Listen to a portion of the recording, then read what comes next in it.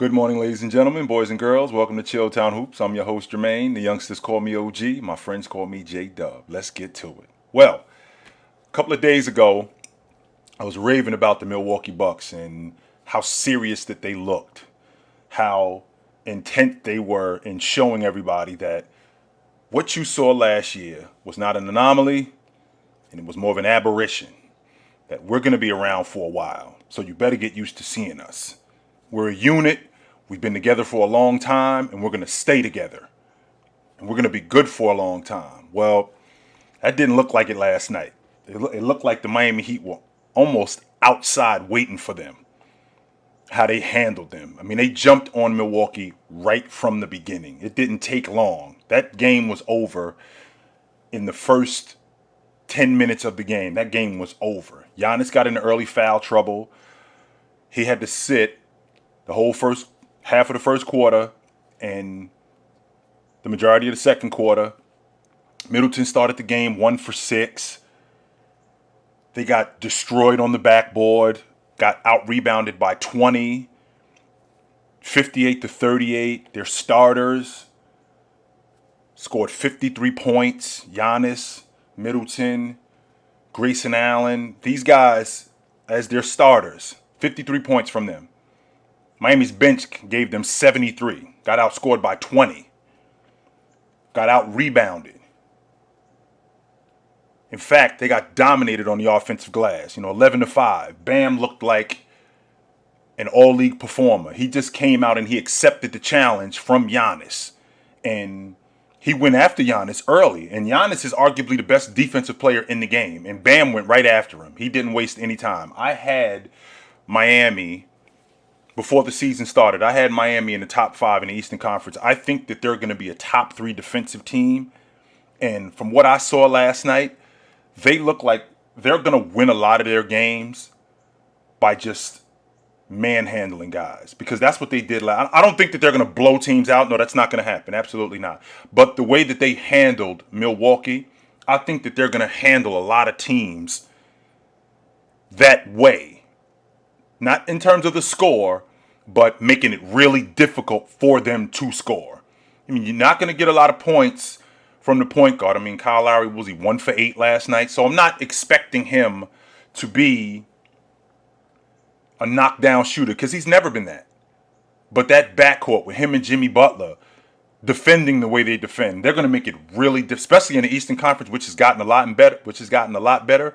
They're going to make it really difficult on a lot of teams defensively. Milwaukee, I was very surprised by the way they came out and did not accept the challenge from the Miami Heat, where I know this is their home opener and they were eager to get the defending champs in their building to see what they had, but I expected Milwaukee to give me a better effort than they did, and they just didn't. They came out flat. Miami punched them in the face right from the beginning. And it just rolled over from there. And there was really nothing that they can do about it after that. Nothing that they could do about it. Drew Holiday was a healthy scratch last night. Well, he wasn't a healthy scratch, but he was a scratch last night. He had a heel contusion, and I think it was more precautionary than anything. But that's neither here nor there, because that effort last night from Milwaukee, they got to give a better effort than what they gave last night. That was all around pathetic. It was just pathetic on how they came out. They got out rebounded, they got out hustled, they got out worked, everything all the way around, and it just wasn't a good effort. So you take this game with a grain of salt and you move on. I'm still high on Milwaukee. I still think that they're the team to beat in the Eastern Conference, and I still think that they're going to be at the end of the season. I still think that they're going to be right there. No question about that. Now, when I think about what I saw from the Clips and the Dubs, well, that was completely different. What I wasn't surprised at, which is the gift and the curse, as I wasn't surprised with Steph Curry. I mean, he got going early, and that just energized those guys. He got going early, which got Draymond going, and then that got Andrew Wiggins going, and then that got Poole going. I mean, what can you say about Steph? 9 for 9 to start the game. 9 for 9 to start the game. When he gets going like that, there is no picking spots with him. When he gets going like that, he's basically unguardable.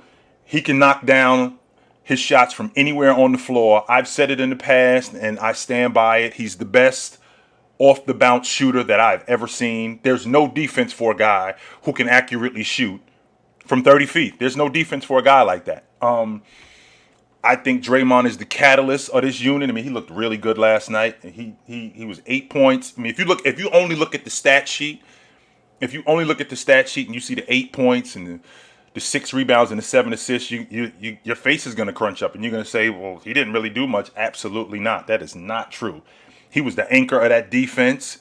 He did a lot interior defense in terms of him rebounding, in terms of him keeping them calm in their offense.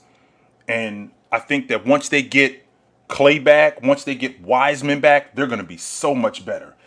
Andrew Wiggins was solid. He shot 3 for 6 on the long ball. I'd like to see him, because that offense is so spread out.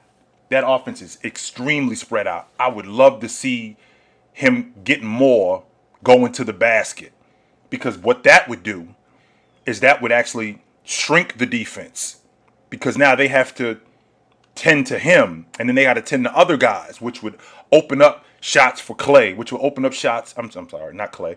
It would open up shots for Steph, and it would open up shots on the perimeter for Jordan Poole and even Wiggins. So I really like what they did yesterday offensively. In terms of scoring the basketball, they got to take better care of the basketball, though. We're talking about a team that has 17 turnovers in game one, and 21 turnovers last night. To the Clippers, 7 turnovers. They have to take better care of the basketball. No question about that. They have to. And they jumped on the Clippers early. And we're talking about a Clipper team without Leonard and Reggie Jackson, who goes, I think he went 0 for 8 to start. Not 0 for 8, I'm sorry, 0 for 6 to start. And then he got going a little bit. And they were able to, was able to get them back in the game. Paul George did a really good job of getting them back in the game. The Dubs bench did a really good job of getting them back in the game. But the Clippers bench did a really good job of getting them back in the game. And they played the Dubs bench even.